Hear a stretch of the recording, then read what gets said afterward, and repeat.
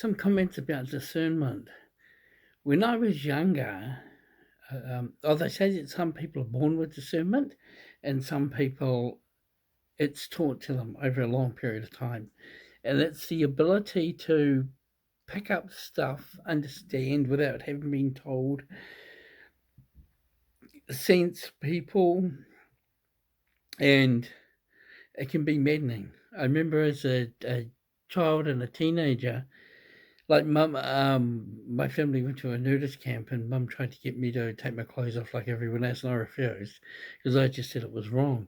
Somehow had a perception of right and wrong, moral right and wrong, and indecency as a child, and I was probably about 6.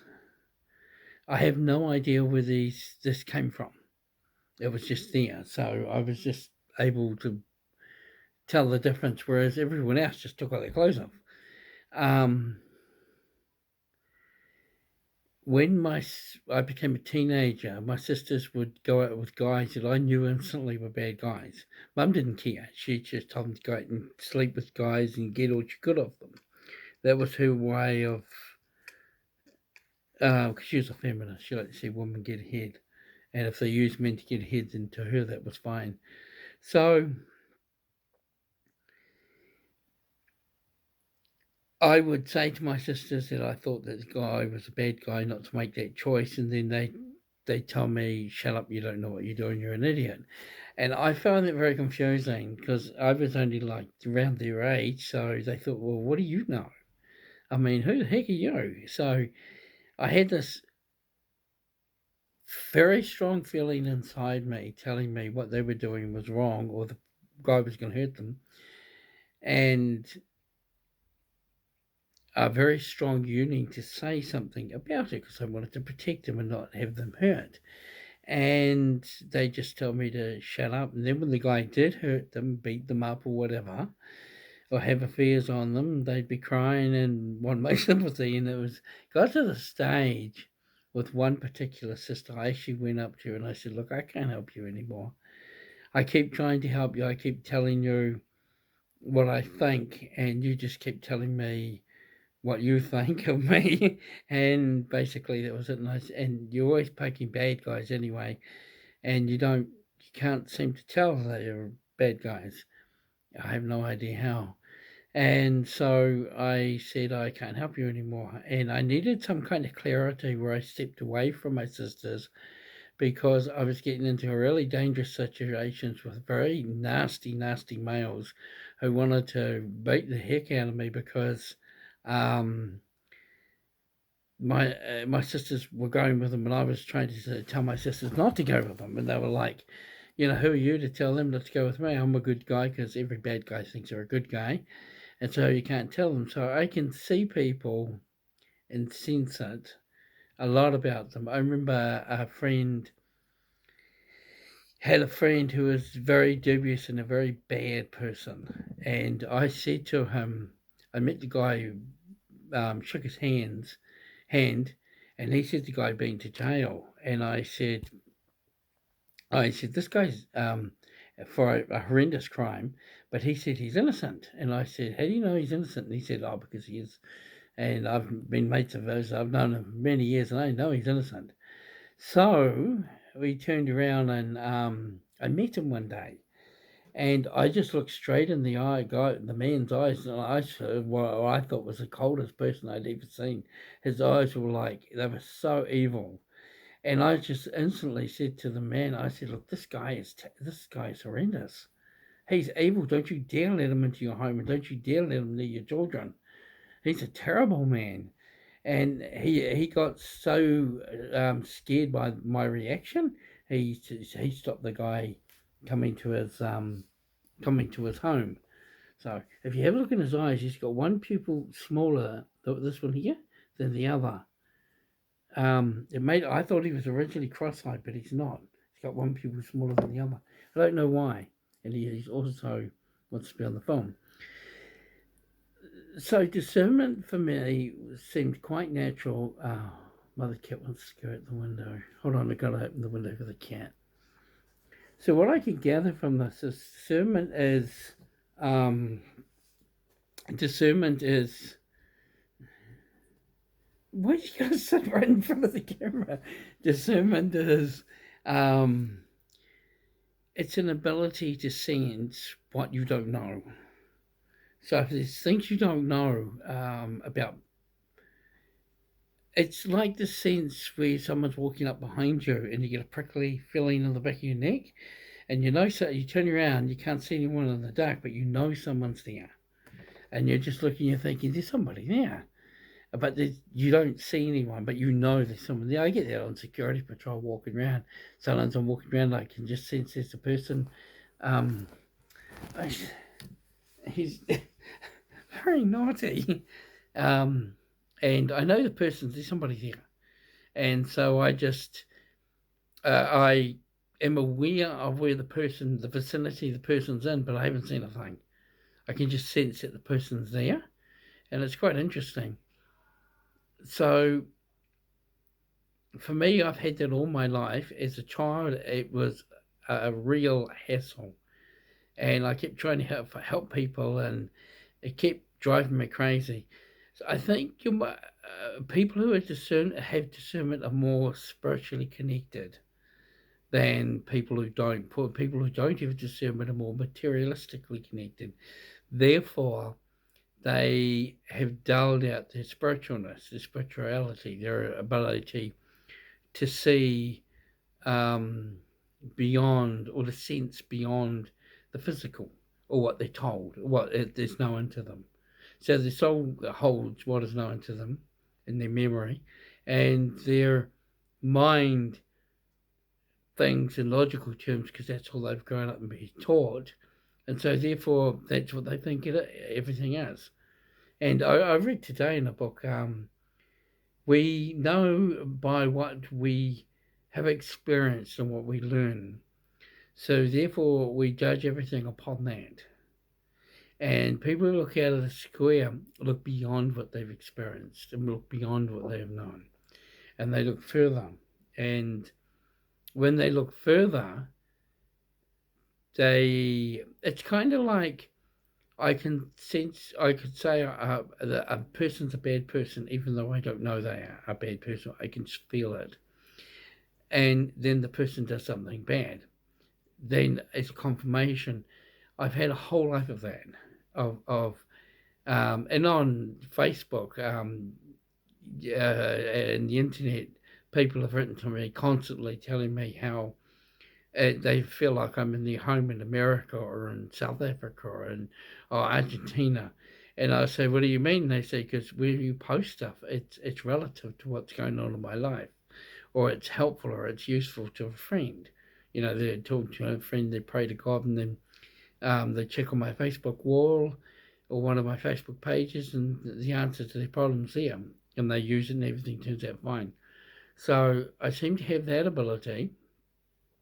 And the thing about Jesus is they said Jesus was more spiritual than physical, which means he was more spiritually capable of being a human being than a materialistic person was. So the person who has discernment can explain till the ends of the earth how they feel about something, what they know about something, what they sense, and the materialistic person will not get it. And the most materialistic people I've ever met are the highly educated and those who are gaining financially and titles and money and who adore sexual pleasure to high extents. So those kind of people are so materialistic and carnally bound to the earth that they can't fathom spirituality at all. You can spend your whole life explaining stuff to them and they'll never get it. They just can't get it because they've never experienced anything spiritual, and if they were in the room and say you were in the room with them and a ghost appeared before them, they wouldn't see it. You could, but they wouldn't. Or you'd walk into a room and you had that really horrible feeling, like something really bad had happened in that room, and you'd explain it to them. They'd go, "Oh yeah, I feel it too," and you'd look at me and think, "You don't feel a thing." You'd be aware of that with people who try to pretend they're spiritual and they're not. There are a lot of people like them. So discernment is the ability to sense, feel, comprehend beyond all that you've known. So everything's beyond what you've known. Everything you know is like this in this battery, right? That's everything you know is in there. But this is beyond that. Things you've not, that has not happened to you. Experiences that have not happened to you. Meeting new people and knowing all about them and thinking about them. Um, Dealing with situations like meetings and that um, where you think that, excuse me, ma'am, where you think that in this situation it's a bad situation, but you've got no proof of that. You have no idea why it's a bad situation. You just feel this is bad, it's going to turn out bad. We shouldn't get involved in it. You try and explain it to the other person and they don't get it. I notice with when there's stock crashes, there's often one or two billionaires or people who will withdraw their money from everything. And when the stock crashes, they don't lose any money, but everyone else does. And some people can get it that something's going to happen. And one of the, I remember reading many years ago about a guy who had oil fields, and he had this incredible ability to go out and pick where oil was, and others didn't, and he got richer and richer because he just had a sense of where the oil was in the ground, deep underground, where they could drill. So we have that ability. Some people draw on it, and some people don't. Some people have it in discernment, and some people don't. And the ones that don't, I think part of our life as parents is to teach it to our children. So by the time they're like 15, instead of having materialistic brains stuck on wanting to have money, pleasure themselves, be entertained, they want to have a greater sense of a higher being for themselves. And when offered drugs, alcohol, booze, and wild times, they would politely say, "No, that's not for me," and head out for nature and a cleaner, healthier, more beautiful, significant lifestyle. So discernment is, if you have discernment, you can also like physically react to a situation. You can walk around a corner and start shaking, and there's nothing there to be scared of, and you just start shaking, and that's your body reacting to your senses, your gut feeling, your instinct that something's wrong, and your body will react. You start shaking. You'll get fear. Um, you might see a person and fall so deeply in love with them that it affects you in every sense of your body, as if you were actually together in love. And so, in the other sense, so in a negative sense, you could feel a lot of fear and a lot of anguish and a lot of unhappiness. But in a positive sense, you could feel a lot of beauty, love. You could just look at a person and think, "This is the person I'm. I need this person. I've got to be with this person," and you are overwhelmed physically, spiritually, and mentally with that person. And that's your discernment telling you there's your future, there's your happiness.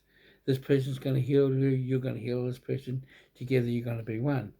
So when you trust your instincts, you're trusting that feeling, that complete overall knowing something without any logical, common sense way of knowing it.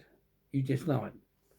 And it's like if a person told you bad things about someone, and I've had met people that people have said really bad things about them, and I've met them, and I've talked to those people, and when I've deliberately gone up and talked to them, because people said bad things about them, and they've turned out to be really nice people. And I realised it's just someone nasty, um, saying cruel things about them.